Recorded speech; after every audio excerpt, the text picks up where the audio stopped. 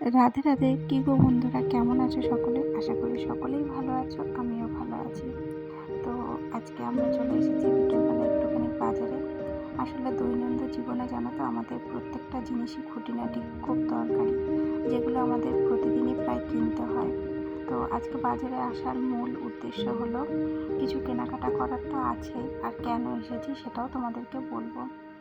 আর এই যে মন্দিরটা দেখতে পেলে, এই মন্দিরটা এটাও বারের ঠাকুরের মন্দির। কি সুন্দর মন্দিরটাকে সাজিয়ে রেখেছে, তাই ভাবলাম এটা একটুখানি ভিডিও করে রাখি। তারপরে চলে এসেছি এই প্রথমে এই দোকানটাতে। এই দোকানে আজকে আমাদের একটু দরকারি প্রয়োজনীয় জিনিস কিনতে এসেছি। তোমরা তো জানো আমার মেয়ে নতুন ক্লাস করেছে,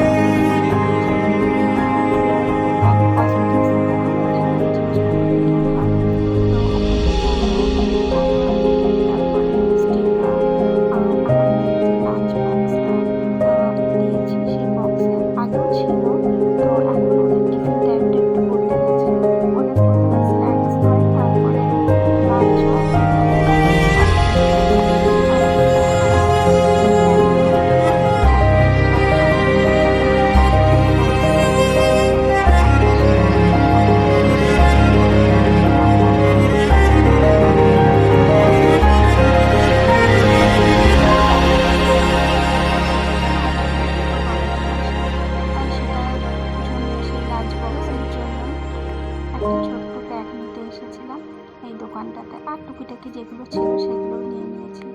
তারপরে আমাদের হাতে একটু সময়ও ছিল। আমাদের দাদাভাই যেদিন টাইম না পায় সেদিন গাড়িটাকে আর ধুতে পারে না, তাই আজকে একটুখানি সময় ছিল বলে দোকানে চলে এসেছি গাড়িটাকে ধোয়ার জন্য। তো গাড়িটাকে ধুতে দিয়ে আমরা এই বাজার করতে বেরিয়েছিলাম। একটু পুজোর ফুল নিয়ে নিয়েছি, আর আমার মেয়ের যেসব জিনিসগুলো দরকারি ছিল তোমাদের তো বললাম, সেগুলো নিয়েছি। এই মার্কেটটা না বেশ অনেকটা বড়, আর এখানে সুন্দর সুন্দর সব জিনিসপত্র কিন্তু পাওয়া যায়। বেশি দূরে যেতে হয় না, আমাদের বাড়ির আশেপাশে দিয়ে পায়ে হেঁটেও আসা যায়। আর তোমাদের দাদাভাইয়ের যেদিন ছুটি থাকে সেদিন ও নিজেই আমাদেরকে গাড়ি করে নিয়ে আসে। বর্তমানে দেখতে গেলে আমরা কিন্তু সবাই ব্যস্ত, কিন্তু সেই ব্যস্ততার মাঝখানে যদি একটুখানি সময় বের করে সবাই মিলে যদি একটু সময় কাটানো যায়, একটু ঘুরে আশেপাশের থেকে ঘুরে আসা যায়, তাহলে কিন্তু আমাদের সম্পর্কটাও ভালো থাকে আর নিজেদের মনটাও ভালো থাকে। আর কথা বলতে বলতে দেখো দোকানে কিন্তু চলে এসেছি, আর আমাদের গাড়িটা কিন্তু ধোয়া হয়ে গেছে, পালিশও করে ফেলেছে। তারপরে একটুখানি গাড়িটা মুছে দিচ্ছে, আর আমরা এখানে দাঁড়িয়ে রয়েছি।